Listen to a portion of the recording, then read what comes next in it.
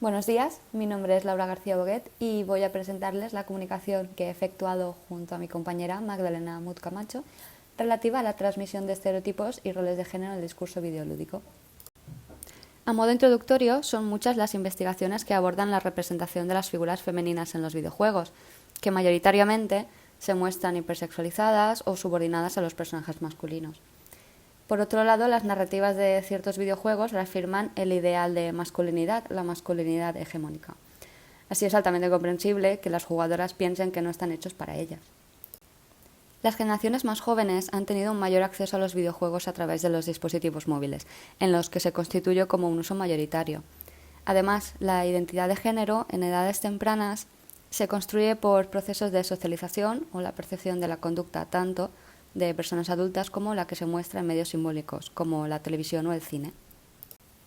Por tanto, el videojuego como uno de esos medios simbólicos, pero también como instrumento socializador, enseña a comprender y a situarse en la realidad, por lo que la exposición de las niñas y los niños a referencias estereotipadas les lleva a asumir una serie de pautas sobre cómo deben actuar y a definir su estética, lo que puede relacionarse con la alta tasa de insatisfacción corporal o la preferencia de videojuegos por género.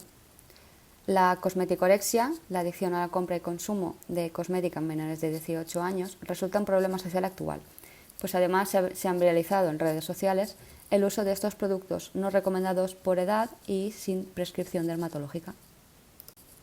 Por esto, el discurso videolúdico cobra especial relevancia, pues, de acuerdo con Pérez Latorre, la construcción de significados en el mismo se produce por la relación entre sus estructuras discursivas, es decir, el texto como juego, como discurso narrativo y como enunciación interactiva, con los estratos de significación, el diseño de las reglas del juego y la interactividad, la puesta en escena y la composición de la imagen y el lenguaje audiovisual.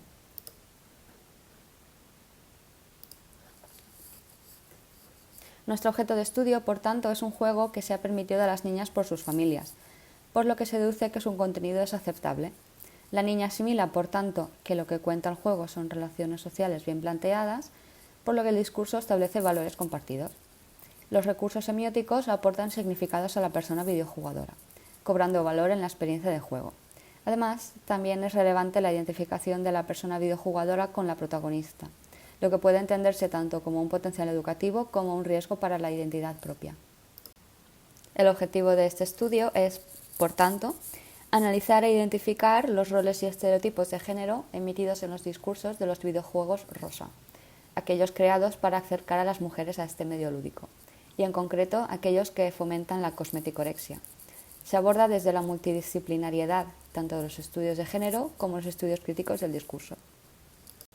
Por tanto, en esta investigación se analizan los discursos multimodales emitidos en videojuegos para smartphone, para lo que se emplea un análisis crítico del discurso, que propone una perspectiva crítica hacia una problemática social y que permite analizar distintos tipos de fuentes para estudiar cómo se construyen los significados en la interacción social.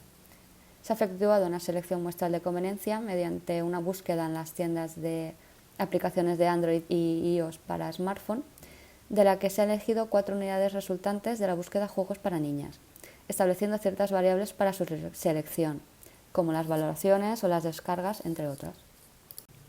Por cada videojuego se elaboró una ficha de análisis multimodal basada en la propuesta de Ramírez Moreno, efectuando un análisis semiótico individual y uno sociosemiótico en conjunto. Además, se atienden otras variables, como la taxonomía de los videojuegos propuesta por Lee et al. O la propuesta por Fernández Vara en cuanto a la secuencialidad del relato y a la caracterización del protagonista.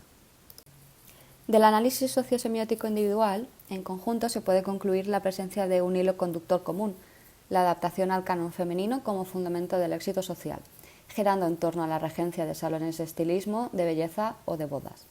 El desarrollo del gameplay principal se produce mediante el texto, por lo que una acción conlleva otra, sin gameplay secundarios, esto es, nos encontramos ante narraciones lineales unisecuenciales. La tipología de gameplay más común es la simulación del mundo real en el mundo del juego, y el propósito común es el entretenimiento. La acción se sitúa en la actualidad, sin poder hacer saltos temporales. Se presenta una atmósfera relajada, en la que la música tiene un papel relevante, y el estilo artístico es de dibujos animados. Solo se presenta el personaje antropomórficamente en uno de los 4 casos, y puede identificarse con el género femenino por estereotipos estéticos. En el resto, el relato es en primera persona y el género de la protagonista se deduce por el discurso. Además, no se suele representar a muchas personas de género masculino o racializadas, y mientras que las de género femenino aparecen estereotipadas en profesiones y apariencia, los de género masculino se retratan como exitosos, tanto por su apariencia como por el contenido emitido en su discurso. En cuanto al análisis en conjunto, el sociosemiótico, se presenta un hilo conductor relativo al ejercicio de profesiones estereotipadas. Además, la representación de los personajes no jugables y las protagonistas, relacionándose con la identificación de la persona videojugadora, concluye hacia una occidentalidad del relato al no representarse tan apenas personas racializadas. La mayoría de las PNJ se identifican con el género femenino por sus roles estéticos y profesionales. Y no cumplir con los roles y los estereotipos de género supone un error al que se le debe poner solución, esto es, la construcción del discurso principal. Por tanto, la presencia de personajes femeninos en entornos estereotipados conlleva la perpetuación de la separación de espacios entre géneros binarios. Los personajes masculinos tan apenas tienen presencia y suelen presentar una oportunidad para el relato. Cumplir los estereotipos y roles de género conlleva el éxito, tanto personal como del relato. Además, se perpetúa el amor romántico heterosexual, al tampoco verse otras identidades de género o sexualidades diversas fuera de la binariedad. La situación espacio-tiempo sitúa el relato en la actualidad occidental, constatándose la determinación de seguir perpetuando estereotipos y roles al target específico. Además, se fomenta el consumismo feroz, también asignado al género femenino, como medio del éxito en el relato. La occidentalidad se muestra también tanto por la exclusión de personas racializadas en los discursos como la imposibilidad de desplazamiento a países no occidentales. Y, de ser posible, las vestimentas se adaptan estereotípicamente a la cultura en cuestión. Como finalidad de los estudios críticos del discurso, se plantea una serie de soluciones para revertir los efectos negativos que pueden tener y tienen este tipo de discurso videolúdico en la infancia. Primero, la alfabetización mediática desde una perspectiva de género es esencial para revertir dichos efectos y desarrollar una concienciación crítica frente a dichos discursos. Segundo, el uso excesivo de las pantallas en menores conlleva distintos problemas de salud, pero también puede ser un potencial recurso docente. La concienciación tanto a las familias y alumnado por parte de los y las docentes es esencial. Por último, se considera una revisión de los códigos PEGI que no tienen en cuenta los discursos al establecer el rango de edad adecuado. Partiendo de la intuición de que los videojuegos infantiles para niñas pueden moldear su identidad, las conclusiones refuerzan la idea de que no solo debe tenerse en cuenta el discurso, sino también el momento, el lugar y el propósito por el que se produce. Dichos videojuegos refuerzan los roles tradicionales, conllevando a problemas de autopercepción corporal o la mencionada cosmeticorexia. El discurso videolúdico promueve actitudes y moldea comportamientos, lo que se desea tanto en conducta y apariencia. Se propone la solución de lo incorrecto frente a lo correcto, que conlleva el éxito social, formándose creencias e influenciando en cómo las niñas ven a la mujer.